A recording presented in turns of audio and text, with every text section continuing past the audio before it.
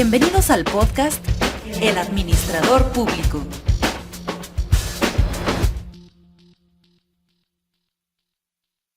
Bienvenidas y bienvenidos al podcast El Administrador Público. En este podcast, Gabriel Estefan Rojas y yo, David Arellano Gold, académicos de un centro público de investigación en México, discutiremos diversos asuntos contemporáneos, nacionales o internacionales sobre gobierno, administración y políticas públicas. Esto lo haremos a la luz de textos clásicos y contemporáneos, textos críticos en estas disciplinas.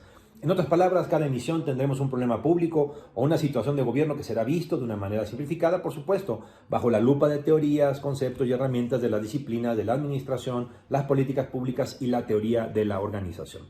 Estas teorías nos ofrecen a los ciudadanos muchas herramientas para enfrentar estos retos de una sociedad democrática. En otras palabras, más que pensar que en este podcast somos expertos en todo y tenemos soluciones para todo, lo que deseamos es que ustedes adviertan claramente la importancia de la teoría y herramientas que estas disciplinas han producido para enfrentar los problemas públicos. Pues Gabriel, hoy vamos a nuestro sexto episodio. Sí, de vuelta aquí para el sexto, y nos espera una autora latinoamericana. Una autora latinoamericana muy importante. Y un tema que es participación social y la construcción de lo público, ¿no? Que podrá parecer algo que a la luz de nuestras disciplinas, lo público parece algo como que ya está por sentado, pero Nuria Cunil nos dice como en realidad hay que revisarlo y hay que reexaminar el concepto de lo público. Así es. La gestión, la administración pública, que generalmente se puede interpretar como un asunto técnico de escritorios y de burocracias, cada vez, como ya lo vimos con gobernanza y Luis Aguilar, funciona menos. Y es necesario, dice Nuria Cunil, pues, profesora chilena, en un libro del 97 publicado por el CLAD, La participación social y la construcción de lo público, nos dice es necesario transformar la idea de la gestión pública, donde también la gestión pública tiene que ver con una transformación de las lógicas de tomar decisiones y de actuar a través de la participación social. Nada sencillo, ¿no? Tiene un montón de aristas complicadas, pero Nuria en este libro, creo yo, que es un clásico, nos lleva justamente de la mano a comprender cómo se integra participación, administración pública, política, poder, ¿no? Sí, pues vamos iniciando con un poco de lo que nos menciona Nuria Cunil, para ir entrando con un ejemplo que es también clásico, que es el presupuesto participativo en Porto Alegre en la década de los 90. Así es, famosísimo caso que ha servido para muchos textos y mucho análisis, muchas evaluaciones, ha evolucionado en el tiempo. Nosotros vamos a quedar en este caso en sus orígenes, porque eso es lo que nos ayuda, digamos, a explicar mejor el texto de Nuria Cunil. Sí, y también que ha sido reproducido por muchos gobiernos, ¿no? Ya, en diferentes maneras, incluso México y la Ciudad de México, pues, ¿no? Sí, sin tanto éxito quizá, pero bueno. Con diferentes lógicas, sí. Ok, bueno, entonces vamos, ¿no? Nuria Cunil es una profesora de nacionalidad chilena y una de las más importantes académicas de administración y políticas públicas a nivel internacional. En este tema, uno de los temas que ella ha tratado es el de la participación social como mecanismo de gestión y de toma de decisiones en las políticas públicas.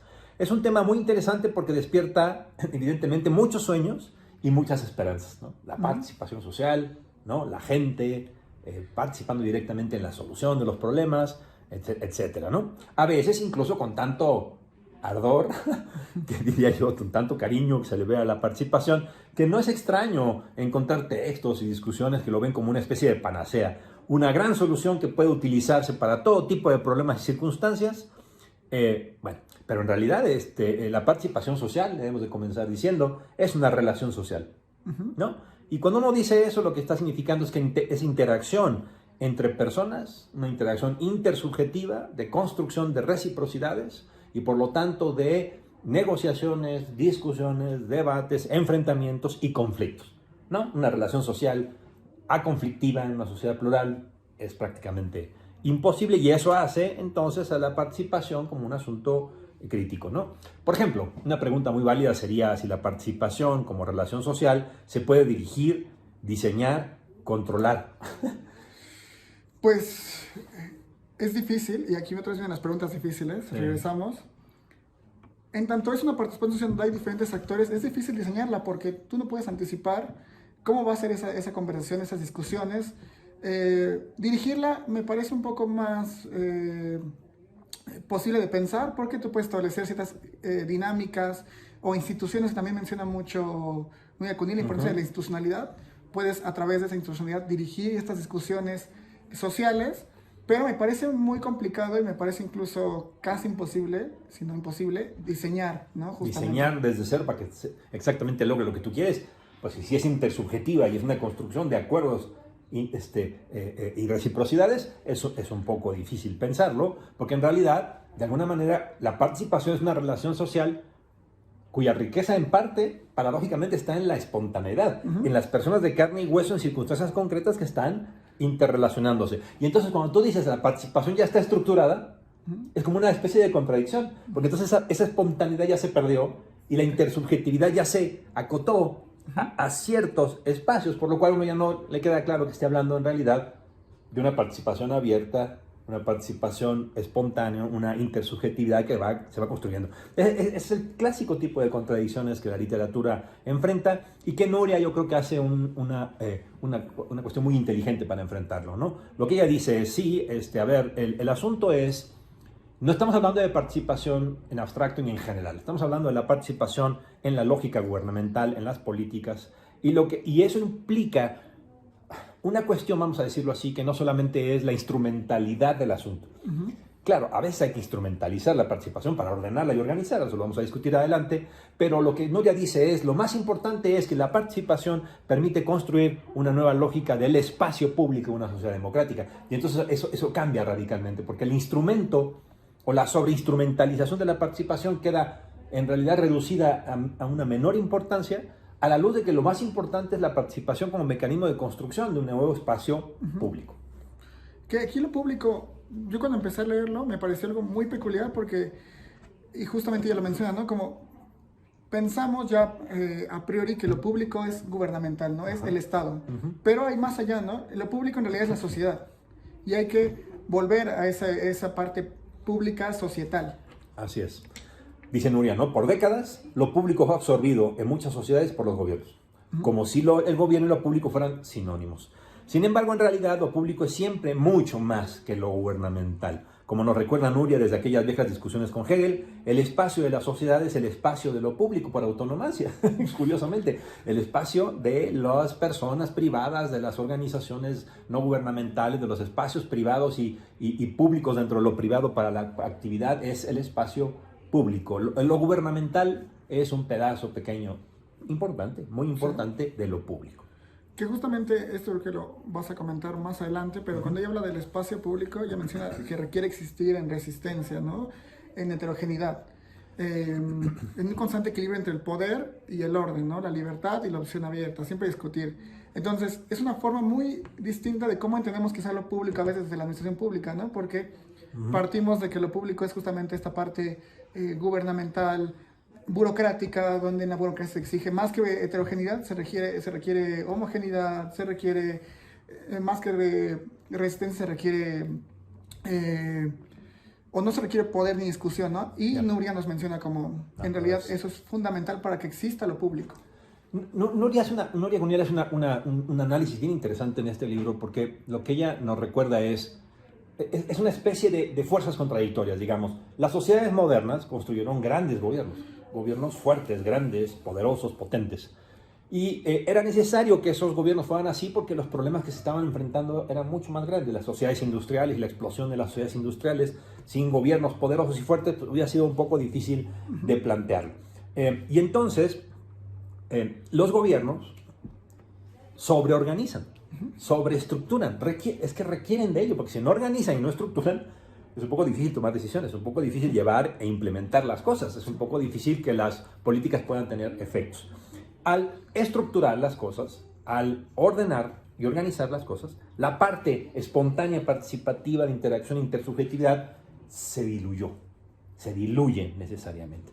Y entonces el espacio público, el efecto contradictorio fue que en las sociedades modernas, muchas al menos, fueron diluyendo el espacio público a un asunto de decisiones técnico-gubernamentales. Cuando el espacio público también es el espacio de la pluralidad, de la intersubjetividad, de lo que hemos dicho en otros episodios de este podcast, de enfrentar problemas innovadoramente, de experimentar, equivocarte, regresarte, y sin un espacio público rico, esa posibilidad abierta de discusión y de deliberación y de experimentación se pierde. Y entonces ahora es necesario, por eso la idea, ¿no?, de regresar y reconstruir el espacio público, donde primero que nada el gobierno no es la pieza fundamental, o la única pieza, es una pieza muy importante, fundamental, pero no es la única pieza, y donde esto requiere una nueva construcción de ética y de valores de la relación entre los ciudadanos plurales y conflictivos y sus gobiernos, que requieren ser transparentes, estructurados y organizados. Exactamente.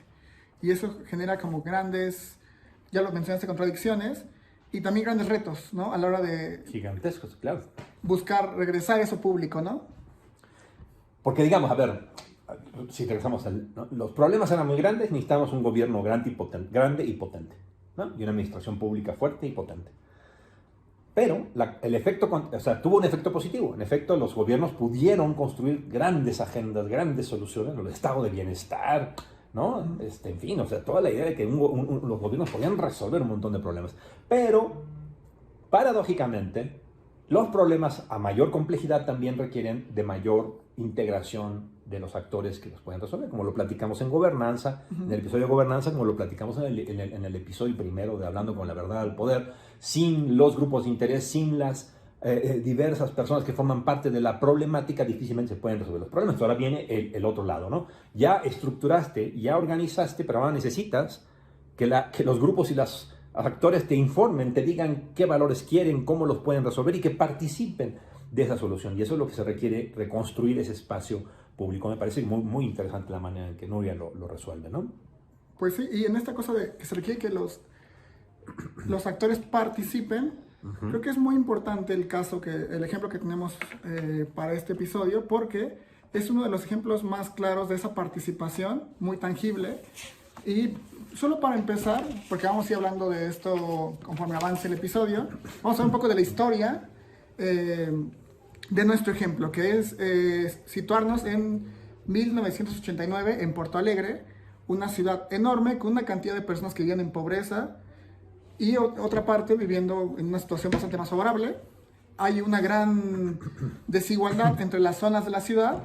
Hay lugares donde ni siquiera hay alcantarillado, no hay agua potable, no hay acceso a servicios públicos de ningún tipo, y en otros lados de la ciudad las necesidades eran embellecer los espacios públicos, digamos, construir más parques, la limpieza de las calles. Entonces hay una gran diferencia ahí, y ocurre que las personas con menores recursos tampoco pueden acceder a los ciertos niveles de presupuesto que se requiere para mejorar su situación de vida, ¿no? Entonces tenemos que empieza un proceso como de participación que va, como hemos visto en otros episodios con estos casos, va como experimentando, va mejorando. No es un proceso lineal y no es como que... Aquí lo contamos muy, muy resumido y parece que todo se dio increíblemente bien desde el inicio, ¿no? Y que es un proceso bastante periódico y que se resolvió fácilmente, pero en realidad no. Para nada.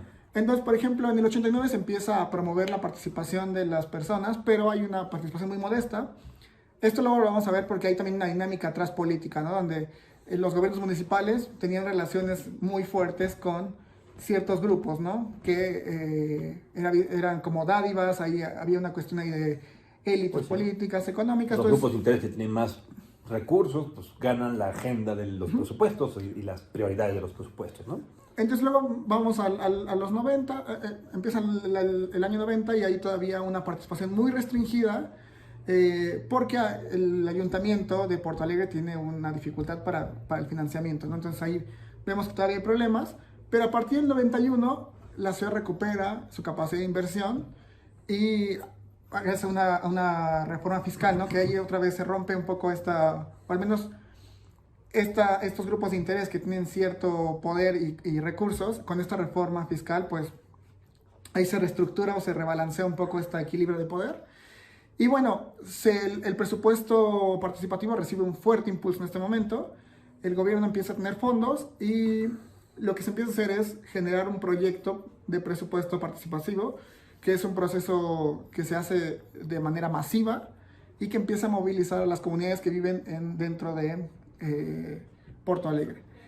Así es. Saltémonos al 95 nada más para situarnos y seguir con esta discusión, Ajá. para ver cómo el espacio público se va recuperando. Reconstruyendo. En el 95 se señala que 14,000 personas acudieron, ¿no? Pero indirectamente entre foros, entre las comunidades, organizaciones que se hacen entre ellos mismos y discusiones que se llevan a cabo dentro de las comunidades, se habla de que hasta 100,000 personas participaron en el proceso de elaboración del presupuesto de la ciudad, lo cual refleja un poco lo que nos dice Nuria Cunil, ¿no?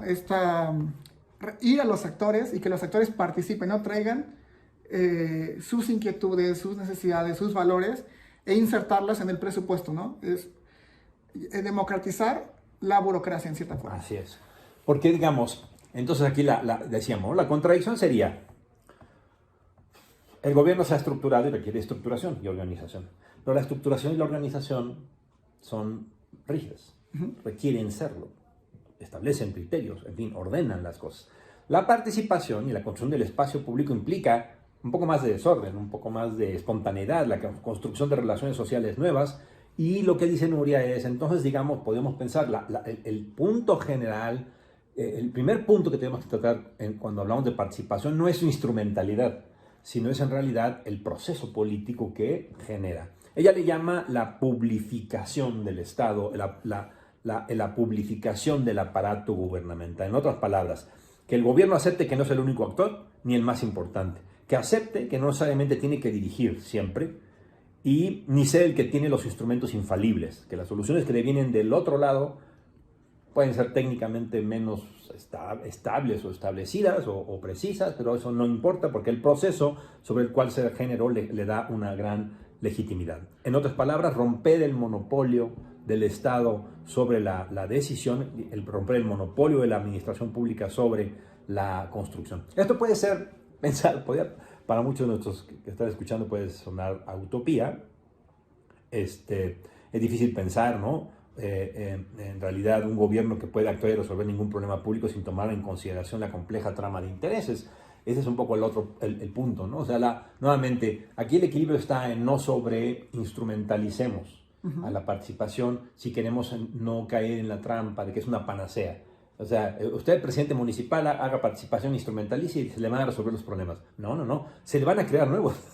La participación, la discusión, el debate. Pero lo que sí va a suceder es que el espacio público que se construya va a ser mucho más amplio, heterogéneo, horizontal, diverso. Y eso, como lo vimos en gobernanza, ¿cierto? Se espera o se tiene la esperanza de que genere un proceso no necesariamente más organizado, ni más rígido, sino un proceso más diverso, más heterogéneo, pero más legítimo y probablemente, por lo tanto, más efectivo.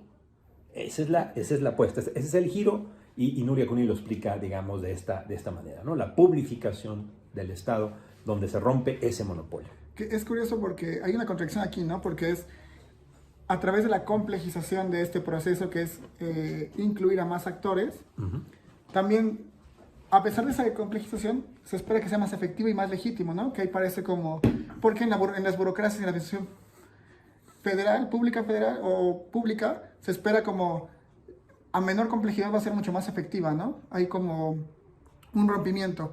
Y de hecho, por ejemplo, luego lo vamos a comentar más a fondo, pero una cosa que mencionabas que me parece muy interesante en el caso que elegimos, es que al final de cuentas se logra que se tomen ciertos criterios para decidir en qué se va a gastar el presupuesto, Sí. que es modificar completamente la forma que se toma decisiones, en este caso, cómo se va a gastar un presupuesto en un gobierno, que nos podría parecer como algo impensable, pero en este caso fue una decisión más legítima, fue una decisión más efectiva y ayudó justamente a que al menos en Porto Alegre, en las zonas de menores recursos, más marginadas, tuvieran incidencia, ¿no? Sí, porque, digamos, a ver, los gobiernos están rebasados de las demandas. O sea, el otro lado también es cierto, ¿no? La solución de más organización y más rigidez y más estructuración por sí sola no va a ser una solución porque los gobiernos están rebasados. Las sociedades plurales se piden tantas cosas y son tantos los problemas a enfrentar que los gobiernos no pueden solos, se asumiría, ¿no? La debacle del modelo neoliberal contemporáneo pues parece estar dando razón a esta idea, ¿no? De gente como Nuria Cunil o acá nuestra compañera, la profesora Ana Díaz, aquí en el CIDE, que han defendido desde hace años, ¿no? La publificación del gobierno puede sonar utopía, pero es una opción que no sin problemas ni límites puede recuperar la confianza y la legitimidad en la acción gubernamental. Y ahí el proceso de Porto Alegre creo que es un buen ejemplo, ¿no? Sí, que otra vez vamos a hablar un poco del proceso, pero no vamos a meternos muchísimo en los detalles porque es muy complejo. Muy detallado. Porque se generaron diferentes foros regionales, foros para materias específicas. Entonces, aquí lo que voy a hacer es dar como un breve resumen de lo que ocurrió. Fue un proceso completamente difícil que tuvo, incluso hasta, si lo vemos, es un tanto burocrático, ¿no? Por toda la cantidad de personas que tuvieron que participar. Se tiene que estructurar, eso es lo que decíamos hace rato, ¿no? Organizar y estructurar. Bueno. Entonces, por ejemplo, la ciudad se dividió en 16 zonas, según criterios geográficos, sociales y organización de la comunidad. Y bueno, se crearon 5 organizaciones de participación dedicadas a temas concretos. Ahí tenemos como algo muy importante porque van a ser foros de delegados regionales y un foro de esas organizaciones de temas concretos. Entonces, es organización y desarrollo urbano de la ciudad, transporte y circulación, asistencia sanitaria y social, educación, cultura, actividades recreativas, desarrollo financiero y previsión fiscal. Entonces, estas son las 5 que se generan. Entonces, se generaban foros, ¿no? Asambleas cada año, asambleas regionales, y se dedicaban a temas concretos, y entonces en cada una había una cuestión única y específica, ¿no? Entonces la primera, la contabilidad de la inversión aprobada del año anterior, se hace pública, que es otra vez lo que mencionamos, que tienen que ser transparentes, y se comprueba qué se hizo, ¿no? ¿Qué se hizo? ¿Qué se está haciendo? ¿Qué nos empezó? ¿Y por qué no? Se da explicaciones de qué está pasando, ¿no? Con los procesos. Okay. Entonces aquí, en estos foros, como son abiertos, la ciudadanía puede criticar, ¿no? Y puede cuestionar y puede señalar, ¿no? Como no está haciendo esto, o esto que se había planificado no está siendo cumplido. Entonces ahí es un punto muy importante. Luego hay otra fase en el intermedio, que es, se celebran numerosos encuentros donde la población expresa sus necesidades, ¿no? Van y cuentan qué es lo que necesitan, que se requiere mayor asistencia sanitaria, agua potable que llegue a alguna región que no ha llegado de la ciudad. Y luego, en la segunda fase, los vecinos de cada calle, de cada barrio, deciden sus prioridades, ¿no? Finalmente, entre ellos, en las diferentes regiones que se establecieron de las 16, ellos democráticamente, o al menos mediante la deliberación y negociación, deciden como, dada la cantidad de presupuesto, las necesidades que tenemos para este año son tal cosa, ¿no? Entonces, en los foros de los delegados regionales y los delegados para las cuestiones temáticas, es un tema increíblemente complejo cómo se decidían los miembros y los participantes. Lo que decimos en gobernanza, ¿no? Quiénes toman decisiones y cómo importa un montón. Así, y aquí es muy claro porque los representantes del gobierno son 2, por ejemplo, ¿no? Hay un representante de gobierno en el consejo de... Vamos a retomar, por si no quedó claro. Hay un foro de delegados regionales, que es lo que hablamos que son 16, ¿no? Donde participan 2. Y de los delegados para cuestiones temáticas. Hay un consejo municipal del plan de gobierno y del presupuesto. Bueno, en este Consejo Municipal del Plan de Gobierno y del Presupuesto hay representantes del gobierno, que son 2. Los que no tienen derecho a voto, lo cual es interesantísimo. No tienen derecho a decidir o no participan directamente en la toma de decisiones. Y aparte, los delegados que participan en estos procesos tienen un año de mandato, pero si no cumplen o si la población no cree que están haciendo bien su trabajo, pueden ser destituidos en cualquier momento. Entonces eso le da muchísima presión a cada delegado para efectivamente cumplir con la lógica o con el mandato que se le está solicitando. Okay. Finalmente vamos a hablar sobre cuál es la labor de estos foros, ¿no? Porque para esto había como algo muy confuso, y es apoyar a los asesores recogiendo información que hacen pública sobre los temas discutidos en cada consejo. Entonces vamos viendo que el consejo y el foro y es bastante estructurado. Van agregando, ¿no? Decisiones y estructurando, pues sí. Entonces, al final, después de todo esto, y para no hacer como ya más difícil todavía seguir la lógica y el hilo de esto que estamos contando, se elabora un presupuesto, un borrador del presupuesto municipal y de plan de inversión, pero se observan 3 criterios, ¿no? Son tres criterios que van a determinar en qué se va a gastar ese presupuesto, ¿no? Y el primero es la prioridad de la zona, y esto es decidida por las asambleas locales, que es, por ejemplo, el alcantarillado, la educación, lo que sea. La población total de la zona, en qué lugar viven más personas, que usualmente hay una relación muy clara entre más personas viviendo en una localidad, es probable que se tenga más problemas de marginación o de acceso a servicios. Y finalmente la carencia de servicios e infraestructura, ¿no? Entonces, las áreas más marginadas recibían más dinero. Entonces, aquí vemos que se cambian los criterios de decisión para en qué se gasta el presupuesto. Imagínense la complejidad del asunto, ¿no? Tenemos dos zonas aparentemente igual de deprimidas y se llega a la conclusión de que no solamente tienen recursos para apoyar en esta ocasión a una. Pues hay que platicar y negociar por qué primero una región y no la otra región. Imagínense el proceso político abierto de negociación que implica que una región pueda llegar a decir legítimamente no voy a ser la que reciba el beneficio ahora y qué bueno que lo va a recibir el otro, porque la esperanza es que yo en algún momento pues, lo reciba una vez que haya recursos. Sí. Ese es el proceso de publificación del que habla Nuria Cunill, ¿no? Sí. A final de cuentas, no olvidemos, ¿no? Participación en una sociedad democrática implica pluralidad, libertad. Por lo tanto, digamos, Nuria propone una línea estratégica que me parece que vale la pena repetir, ¿no? Se trata de romper monopolios. Base de asuntos como el patrimonialismo y la corrupción, dice Nuria, ¿no? Y rompiendo esos monopolios probablemente podamos enfrentar mejor esos dilemas. Un gran reto es que la participación y el espacio público no significa, evidentemente, sin conflicto, ya lo dijimos, ¿no? No significa sin poder, no significa sin política, ¿no? Claro, a veces se piensa, ¿no? Es que se va a acabar la grilla, como decimos en México, se va a acabar la política. No, la política va a continuar bajo nuevas reglas, bajo una dinámica, como por ejemplo en esta lógica de Porto Alegre, donde algunas personas, gracias al proceso, logran introducir su agenda en la agenda pública, ¿no? Y eso ya genera una ganancia de construcción del espacio público. Sí, que si lo vemos, por ejemplo, en Porto Alegre lo que ocurrió no fue la reducción de la política, sino que se incrementó, no solo que se sacó la política de ciertos lugares y se expandió a otros, ¿no? Con nuevas reglas, en una nueva arena, digamos, ¿no? Y esas reglas, esa nueva arena pueden fallar. Sí. o llegar a ser,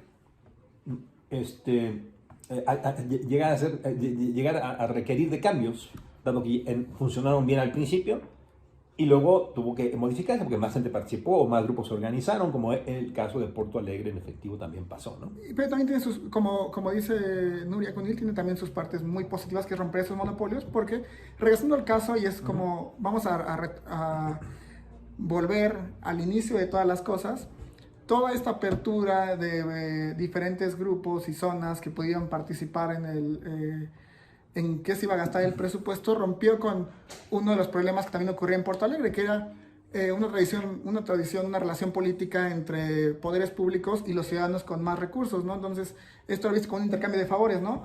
Había más recursos de las élites económicas de la ciudad para que tuvieran mayor acceso a grandes porciones del presupuesto. Entonces, la publificación, es que sí.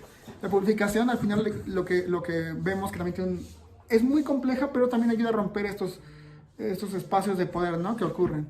Entonces, creo que ilustra muy bien lo que tú mencionas sobre romper monopolios, ¿no? En el caso de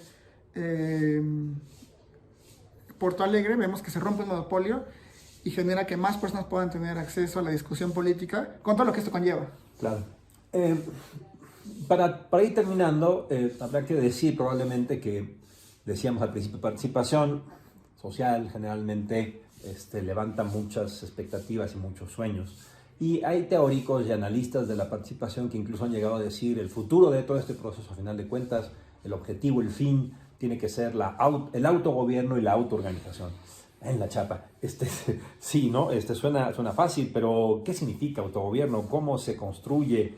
¿Se puede aprender y diseñar, sostener con técnicas y conocimiento? En fin, digamos, me quedo más con la lógica de Nuria, ¿no? En que el tema de participación, al final de cuentas, es un tema de pasos, de construcción de un nuevo espacio público que va a llevar muchas décadas, reconstruir, rehacer, entender cuál es la relación entre gobierno y ciudadanos, entre poder del gobierno y el poder de los ciudadanos, el poder heterogéneo, el conflicto, el equilibrio necesario que se da entre estructurar y poner reglas claras de acción, pero también al mismo tiempo no sobreestructurar para permitir las relaciones sociales, la intersubjetividad entre los diferentes actores para encontrar sus propias vías y sus propias soluciones, ¿no? El tema de participación ha sido atacado sin duda por ser a veces utópico o poco práctico. La participación en la relación social, ya lo dijimos, no un instrumento, pero la participación, como toda relación social, se puede mejorar, aprender, modificar en la acción, en el acuerdo, en el constante aprendizaje. El proceso de la participación importa a veces mucho más que los resultados. En este caso vale la pena enfatizar que lógicas de autogobierno y de autoorganización no sean solas, no van a aparecer espontáneamente, es algo que tiene que ver contradictoriamente en una relación virtuosa, difícil de lograr, entre estructuración y espontaneidad, entre organización y pluralidad política y discusión y deliberación. Y alcanzar eso solamente puede hacerse como cuando uno aprende a andar en bicicleta, tú no lees un manual para andar en bicicleta, tú te subes a la bicicleta y empiezas a pedalear. Igual en estas cosas de la participación, si uno no se mete al agua, difícilmente puede empezar a construir este espacio novedoso espacio público que Nuria Cunil nos propone en su libro.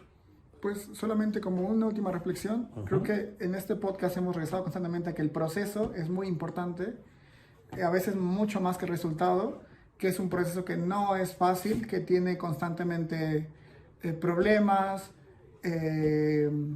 retornos, discusiones, debates, errores también. Aquí creo que pasa un poco con lo de gobernanza. Sí, muy aquí relacionado. Cuando hablamos de ambos casos, en el caso de gobernanza con Mariposa Monarca y aquí con el presupuesto participativo, hacia la luz de cómo lo puedes leer uno, cómo lo cuenta, parece que es un proceso que se dio o que transitó muy sencillamente, pero en realidad requirió de muchísimo esfuerzo. También en este caso, por ejemplo, en Portalegre, creo que las condiciones se dieron porque la población tenía necesidades, que eso les llevó a movilizarse, Pero también, en este caso, cuando se habla de publificación, requieres también que hay una ciudadanía activa, Por ejemplo.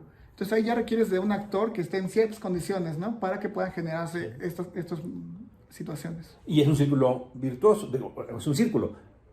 Administradores públicos que no tienen la capacidad, no tienen los conocimientos, no tienen las habilidades para introducir a los ciudadanos en las discusiones, para organizar a los ciudadanos en las decisiones, es un administrador público manco desde el punto de vista del texto que estamos analizando, con lo cual yo estoy de acuerdo, Cuando hablamos en este podcast del administrador público, no nos imaginamos solamente a la persona que está en la oficina haciendo planes y técnicas y aplicando regresiones, lo cual también es cierto, sino también a este otro administrador público, administradora pública, que es capaz de comprender la importancia de la construcción del espacio público, de saber de crear soluciones en pluralidad, de saber enfrentar soluciones estructuradas en marcos conflictivos. Todo eso también es el administrador público. Por supuesto, sí, creo que es un punto súper importante. Y bueno, creo que con eso es una buena forma de cerrar este episodio. Muy bien. Pues padre, terminamos nuestro sexto episodio de nuestro podcast El Administrador Público. Lo esperamos pronto en una nueva emisión. Nos vemos. Chao, Ari.